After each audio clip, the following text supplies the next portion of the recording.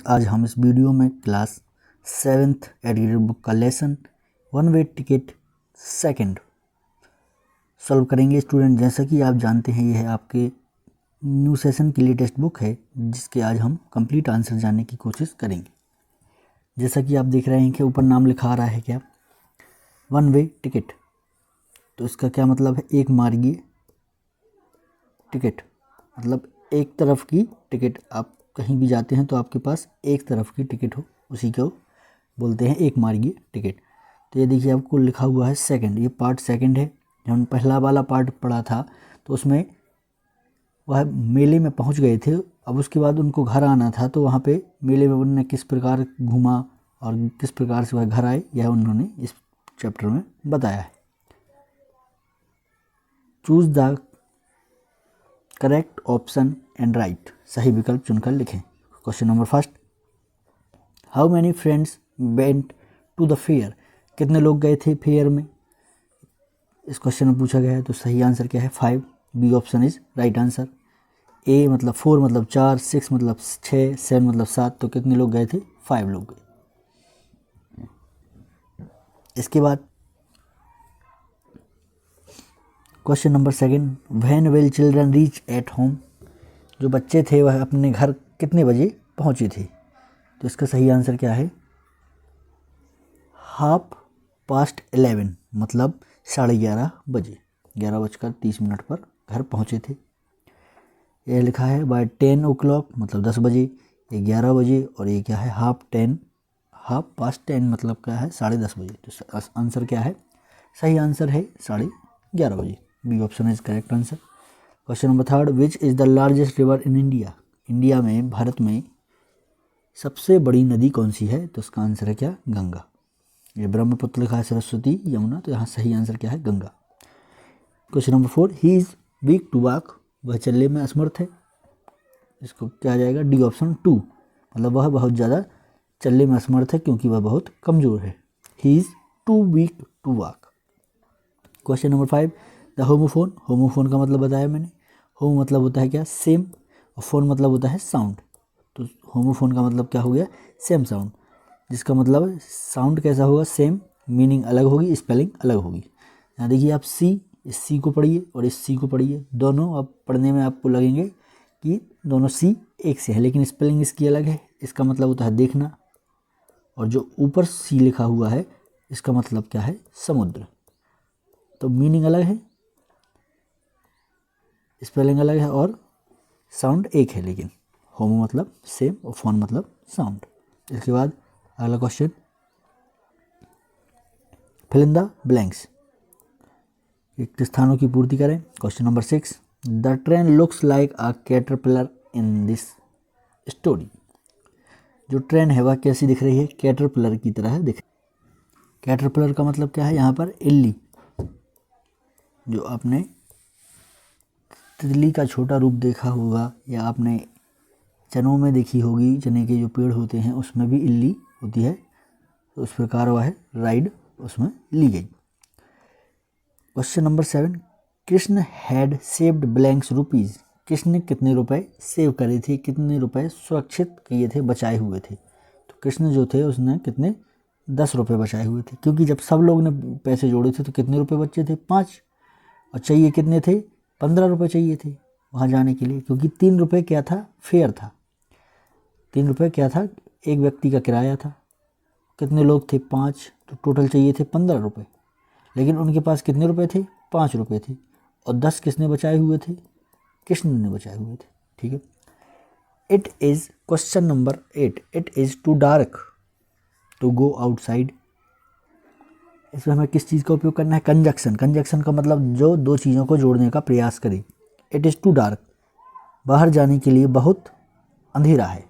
To मतलब बहुत ज़्यादा, बाहर जाने, आउटसाइड मतलब होता है बाहर जाना, डार्क मतलब अंधेरा। तो क्या है? बहुत डार्क है मतलब बहुत ज़्यादा अंधेरा है बाहर जाने के लिए। Question number 9, he is blanks strong that he can lift 80 kg bag, इसमें भी अपन को कंजक्शन का उपयोग करना है। कंजक्शन मतलब संयोजक, जो दो सेंटेंस को जोड़ने का काम करे। वह इतना ताकतवर है कि 80 किलो का बैग उठा सकता है। इसका आंसर यह आ जाएगा सो। इसके बाद question number 10, the school blanks where I studied is this. यहाँ पर रिलेटिव प्रोनाउन का उपयोग करना है। संबंधवाचक सर्वनाम, प्रोनाउन का मतलब होता है सर्वनाम जो नाउन की जगह उपयोग किया जाए, और रिलेटिव मतलब होता है संबंधवाचक। क्या होता है? संबंधवाचक।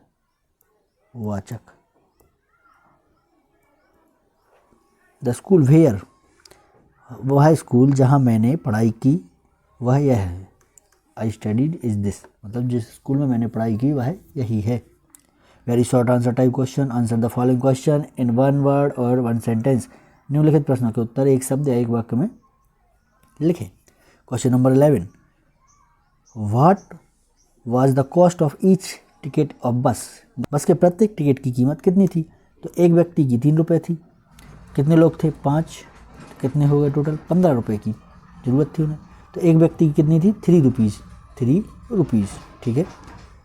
Question number 12, what did children opt to eat. बच्चों ने खाने के लिए क्या चुना? जिसका आंसर क्या है? जलेबी, भजिया, कुल्फ़ी। तो उन्होंने जलेबी खाई, भजिया खाई और क्या खाई? Kulfi. Question number 13, right past form verb verb keep and decorate. Past form बताना है हमें किस चीज़ का। कीप मतलब होता है रखना, डेकोरेट मतलब होता है सजाना। इसका मतलब वर्ब फॉर्म बताना है, वर्ब का दूसरा फॉर्म। तो इसका कीप का क्या हो जाएगा? केप्ट, और डेकोरेट का क्या हो जाएगा? डेकोरेटेड। ठीक है। इसके बाद question number 14, I said to them what has been brought for me, change the narration. हमें नरेशन में बदलना है। मैंने उनसे कहा मेरे लिए क्या लाया गया है। तो इसको हम क्या कर देंगे? चेंज करेंगे। आई आस्क्ड देम, मैंने उनसे पूछा। What had been brought for me, मेरे लिए क्या लाया गया है। तो इसको इस प्रकार नरेशन में हम बदल देंगे। ये नरेशन आपको तब समझ में आएंगे जब आप अच्छे से टेंस पढ़ लेंगे। शॉर्ट आंसर टाइप क्वेश्चन, निम्नलिखित प्रश्नों के उत्तर एक या दो वाक्य में लिखें। Question number 15, how much money did children need for their return journey. वापसी यात्रा के लिए बच्चों को कितने पैसे की आवश्यकता थी। तो कितने रुपए की थी? 15 रुपये की थी, क्योंकि एक बच्चे की टिकट कितनी थी? 3, और कितने बच्चे थे? 5, तो कितने रुपए हो गए? 15 रुपये। इसके बाद question number 16, why did Krishna call the train ride a joy ride. Krishna ने ट्रेन की यात्रा को आनंददायक यात्रा क्यों कहा। जो कृष्ण थे, व्हाई मतलब क्यों, कृष्ण मतलब जो बच्चा है उसका नाम है, कॉल मतलब कहना, ट्रेन राइड जो ट्रेन की यात्रा थी उसे आनंदमय आनंददायक राइड क्यों कहा, यात्रा क्यों कहा। आंसर क्या है? Because it was a enjoyable and took them around the fair. क्योंकि वह आनंददायक था और उन्हें इसमें समय लगा और मेले के आसपास घूमा। एंजॉयबल मतलब है आनंदमय, आनंददायक। और वह कहाँ ले गई? मेले में, मेले के चारों ओर, मेले में चारों ओर, अराउंड मतलब पूरा मेला घुमाया उस राइड ने, इसलिए वह सबसे मज़ेदार, सबसे आनंद राइड थी। उसके बाद question number 17, what do you feel when you go to any holy place like temple. आप अंदर जैसी किसी पवित्र स्थान पर जाने पर आपको कैसा महसूस होता है। तो इसका आंसर क्या है? I feel peaceful and spiritual. मैं शांतिपूर्ण और आध्यात्मिक महसूस करता हूँ। Question number 18, a girl said to her mother please let me go in the party, change the narration. Narration बदलना है। लड़की ने अपनी माँ से कहा कृपया मुझे पार्टी में जाने दें। तो इसको हमने क्या बदल दिया? गर्ल्स रिक्वेस्टेड, मतलब उन्होंने रिक्वेस्ट की, लड़की ने रिक्वेस्ट की, अपनी माँ से पार्टी में जाने की अनुमति मांगी। तो इस प्रकार हमने इसका क्या बदल दिया? Narration. Long answer type question, read the passage careful. Number 19, Aman's family lived in a small house in a village. Aman का परिवार एक गांव में एक छोटी सी घर में रहता था। He had a small boat, उसके पास एक छोटी नाव थी। In which he used to go fishing, जिसमें वह मछलियाँ पकड़ने जाया करता था। His wife looked after the house, जिसमें वह मछली पकड़ने जाया करता था, उसकी पत्नी घर की देखभाल करती थी। She washed the cloth by hands, वह उसकी पत्नी थी, वह कपड़े धोया करती थी किससे? अपने हाथों से। अमन हैड 2 चिल्ड्रन, अमन के 2 बच्चे थे। अ सन, एक लड़का और एक लड़की। Both children went to the school, वह स्कूल जाया करते थे, दोनों बच्चे स्कूल जाया करते थे। दोपहर में वह अपनी माँ की मदद किया करते थे। हेल्प्ड देयर मदर, हेल्प मतलब मदद करना। इन द इवनिंग, शाम को, Aman and his son went to the temple, शाम को वह अमन और उसके पिताजी मंदिर जाया करते थे। After dinner they listen to very interesting stories, भोजन के बाद वे बहुत सी रोचक कहानियाँ सुनते थे। How did mother wash the clothes, माँ ने कपड़े कैसे धोए? तो यहाँ पे इसका आंसर ऊपर ही लिखा है कि उसकी जो वाइफ थी वह किस प्रकार से कपड़े धोआ करती थी? बाय हैंड, मतलब हाथों से। हाईलाइट करके रखा है, ये यहाँ से आंसर हो जाएगा यहाँ तक। अब यहाँ से ढूंढ सकते हैं।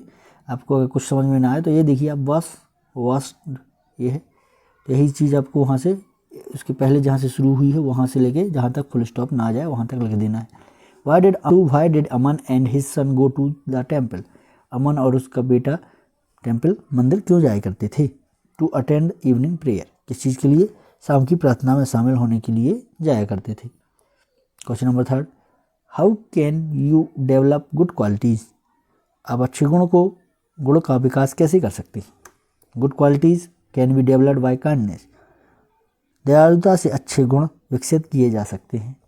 Question number 4, children helped their mother, इसको अपन को किस चीज़ में बदलना है? Change into future simple tense, मतलब भविष्य में बदलना है, आपको भविष्य काल में बदलना है। तो इसका क्या हो जाएगा? Children will help there mother, तो जो वर्ब है ये वर्ब का दूसरा फॉर्म है, ये पास्ट में है मतलब भूतकाल में है, तो इसको हमें अगर फ्यूचर में बदलना है तो क्या वर्ब का फॉर्म हो जाएगा? बिल, तो बिल लगा दिया इसकी जगह। चिल्ड्रन विल हेल्प, ये वर्ब का फर्स्ट फॉर्म, जहाँ भी बिल और सेल उपयोग होगा उसके साथ हमेशा वर्ब का फर्स्ट फॉर्म उपयोग होगा। देयर मदर, बच्चे अपनी माँ की मदद करेंगे। गिव एंटोनिम, एंटोनिम का मतलब होता है क्या? अपोजिट और बिलोंग, तो इसको हम एंटोनिम को अपोजिट भी लिख सकते हैं और क्या लिख सकते हैं? Antonym,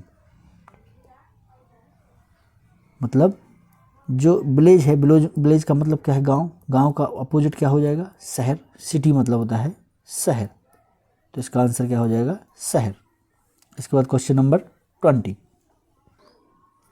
you live with your cousin, मतलब आप अपने चचेरे भाई के साथ रहते हैं। You receive a call from your father is to inform your cousin about the heart operation of your uncle, आपको अपने पिता का फ़ोन आता है जो आपके चाचा की हृदय ऑपरेशन के बारे में आपके चचेरे भाई को सूचित करते हैं। ऑपरेशन इज फिक्स्ड, कब फिक्स्ड हुआ है? 9 दिसंबर 2023 को निर्धारित किया गया है। Write a message to your cousin about the operation, operation के बारे में अपने चचेरे भाई को संदेश लिखें। तो सबसे पहले हमें अगर जहाँ भी एड्रेस जिस भी जगह पे पहुँचाना है तो वहाँ का एड्रेस सबसे पहले लिखेंगे, तो ये क्या हो जाएगा? एड्रेस। इसके बाद वहाँ का पिन कोड, पिन नंबर, फिर उसके बाद हम डेट लिखेंगे। फिर आप जिसके लिए लिख रहे हैं, डियर कज़न, कज़न के लिए बताना है, कज़न के लिए सूचित करना है तो कज़न, फादर के लिए करना होता तो फादर आ जाता, मदर के लिए करना होता तो मदर आ जाता। I received a call from my father today, आज मुझे पिताजी का फ़ोन आया है। ही इन्फॉर्म्ड, उन्होंने मुझे सूचित किया है। That our uncle heart operation has fixed on 9 December 2023, हमारे चाचा जी की हृदय की सर्जरी 9 दिसंबर 2023 को तय हो गई। The doctors have said, doctors ने कहा है। There is no need to worry, मतलब चिंता करने की कोई ज़रूरत नहीं है। Please be calm and pray for him, कृपया शांत रहें और उनके लिए प्रार्थना करें। प्रे मतलब प्रार्थना करना। I will keep you updated, मैं आपको अपडेट देता रहूँगा। विथ लव योर कज़न, आपका भाई। इस प्रकार से आप सूचित कर सकते हैं अपने भाई को। आशा करता हूँ कि आपको यह चैप्टर समझ में आया होगा। चैनल को लाइक करें, शेयर करें और कमेंट करना ना भूलें। अगर आपको कोई भी डाउट है तो आप पूछ सकते हैं। मैं उसके आंसर देने की कोशिश करूँगा और उसके बाद जो अगला चैप्टर है आपका अ विजिट टू ओरछा वह भी मैं लाने की कोशिश करूँगा।